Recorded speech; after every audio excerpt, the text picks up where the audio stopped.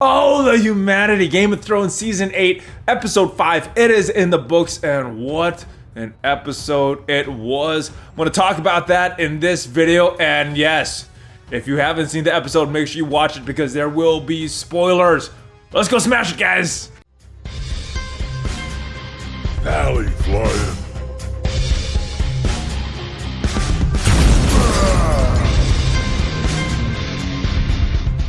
Hey, what's up all you Valley Maniacs? Valley Flying here. I am back. Welcome to the channel.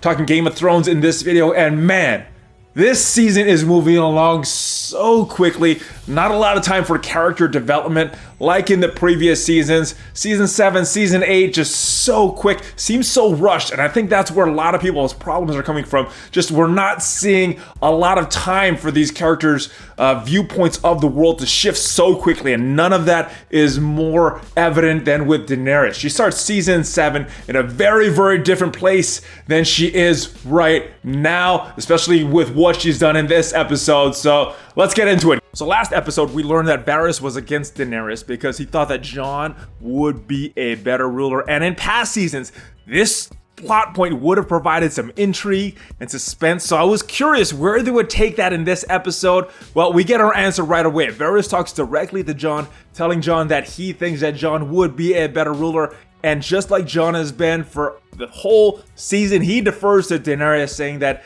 she is his queen. He does not want to rule, and Tyrion comes and tells Dany of Varys' treachery, and Dany is just mad at everyone here. She's mad at Jon for telling the birth secret to Sansa and Arya. She's mad at Sansa for telling the secret to Tyrion. She's mad at Tyrion because he told Varys the secret, and of course she is mad at Varys because, he betrayed her. So she is looking like she's under an extreme amount of stress and is still in mourning for everyone she's lost. She's not looking that good here, but I'm very interested to see if they would take this plotline further.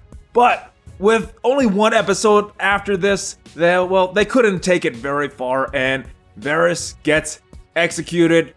Death by dragonfire. Dracarys. So we also see the strained relationship between Jon and Dany. Dany has lost a lot of people that have been close to her in a very short period of time. She's lost her 2 dragons, her children. She lost her longtime confidant Jorah. She lost Missandei. She got rid of Varys, so she lost him too. And in her mind, because Tyrion did not come to her first with the secret, he went to Varys first, she has lost him as well. And she also does not have the love of the people from Westeros like she did in Meereen. She had a lot of love in Meereen, a lot of happiness there, and everybody is very resistant to her. I think it's because of the past history with a lot of the Targaryens.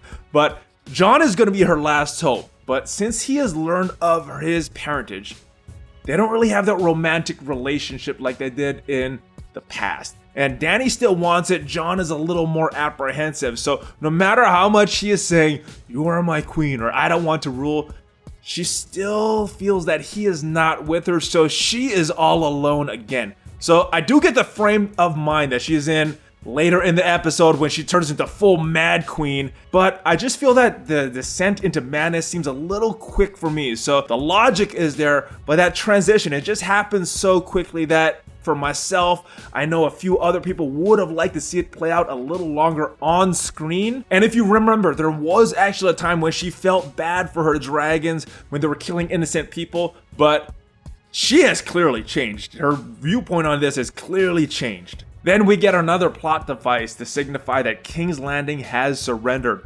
The bell. Yes, Tyrion's infamous bell that signifies that people are rejoicing and celebrating her. They should call off the attack. They're surrendering. They're giving in to their queen. And this makes sense to me because if you want to rule over people, you actually want there to be people to rule over. So for this to work, Tyrion needs to betray Dany. He needs to free Jaime. And we get a scene reminiscent of when Tyrion was captive and Jaime comes in to console him and eventually lets him go. Nice scene here with the brothers. I'm not sure if I agree totally with the logic of Tyrion's plan, but I wasn't overly distracted by this like I was in the last episode. Arya and the Hound arrive in King's Landing. Arya wants to knock Cersei off her list, and the Hound finally wants the showdown with his brother, the Mountain. So we're all set up for the battle. Dany has her army, Cersei has her army. Dany has one dragon left, but Cersei has a crap load of scorpions which she can counter these dragons with. Now, when Tyrion was talking with Jaime earlier, he was so certain that King's Landing will fall, but personally, I was not sure, especially after the ease at which Euron took out that dragon in the last episode. So there was a lot of questions for me at this point. Dany's army was decimated by the undead. There's only one dragon left, and Cersei has this fresh golden company, who even without their elephants, they are still a formidable force, or so we were meant to believe. And so the battle begins. Dany rides Drogon and takes out the Iron Fleet with some ease, mind you. They don't even get close to hitting Drogon, which makes me wonder, why was Rhaegal such an easy target? Now this battle seemed a little rushed to me. I felt it could have used a little more backstory leading up to it, a little more development, because the question that kept running through my mind while I was watching this was, what changed from the last episode to this one? They took out the dragon pretty easily, in my opinion, last episode. And for me, all they would have needed is a line or something from Tyrion. Say, hey, I found a weakness with the scorpions. And that would have made this scene more believable, in my opinion. Or they could have stressed that the dragons were wounded because of their battle with the undead, and now they're back to full strength and they don't need to worry about the scorpions or something like that. And this was a little bit of a plot hole, because if she just did this last episode against Euron, she would still have her fleet, she would still have Missandei, she would still be alive, and a lot of the issues could have been avoided with last week's episode, or at least the issues that I had with that episode. But she makes quick work of the rest of the scorpions that are surrounding King's Landing. All we need is one good shot. The scorpions have all been destroyed. And then she and her army are free to move around the city with virtually no opposition. And then comes a pivotal scene for Dany's character. There's no scorpions left. The battle is pretty much won. So then the question comes, will they at King's Landing ring the bell? Will they surrender? Will they accept Daenerys as their ruler? It seems like an eternity, but they finally do. They finally ring the bell, but Dany has been through so much. She's all alone and she breaks.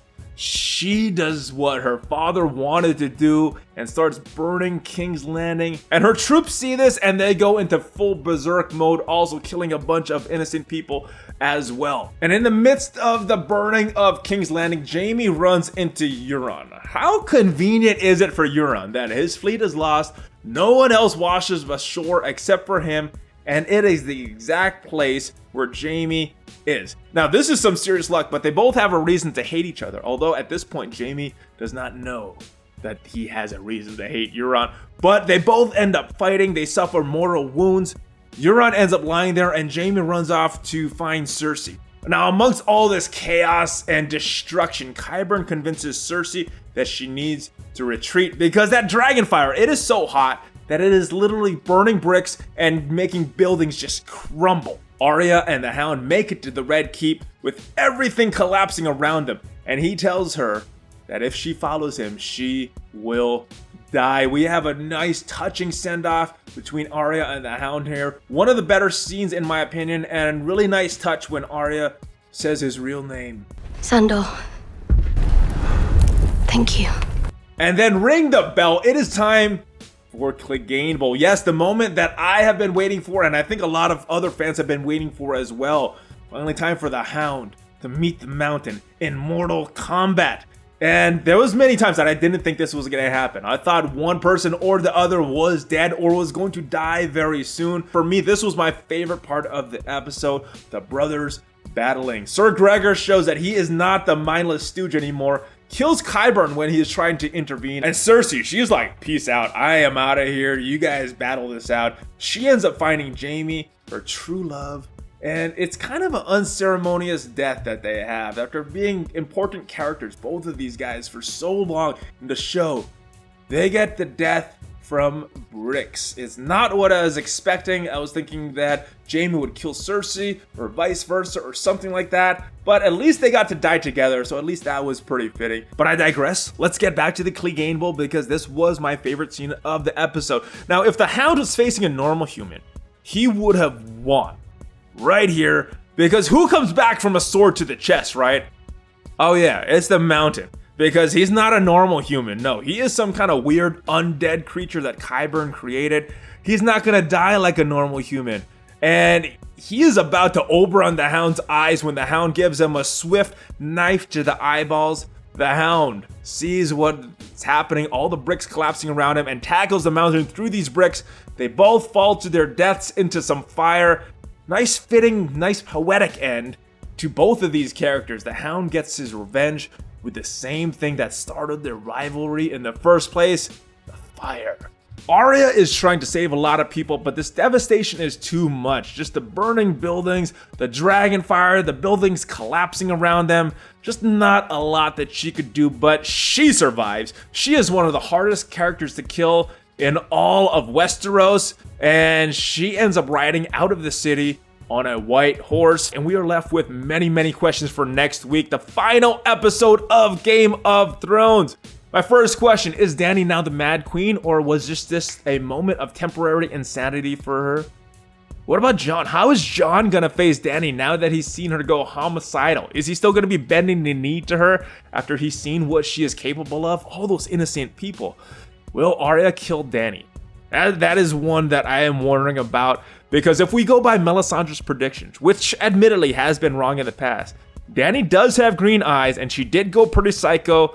Arya was almost dead many times because of it, and Cersei, the other person with green eyes that we thought she was going to kill, she is not here anymore. So what is going to happen with that? Is Tyrion, what's going to happen with him? Is he going to die? Is he going to die by dragonfire for betraying Dany? And also, have we seen the last of the Winterfell crew? What's going to happen to Sansa in the last episode? Have we seen the last of her last time when she was talking to Tyrion? Was that the last time? Or will she make an appearance in this last episode? I hope she should, because I feel she needs a more fitting end to her character. Now, hopefully we get a good conclusion to it all in a couple days. But thanks for watching this video. If you liked it, please subscribe, smash on that like button, and join the notification squad. Valley merch links down below. I will see you next time. Valley flying out.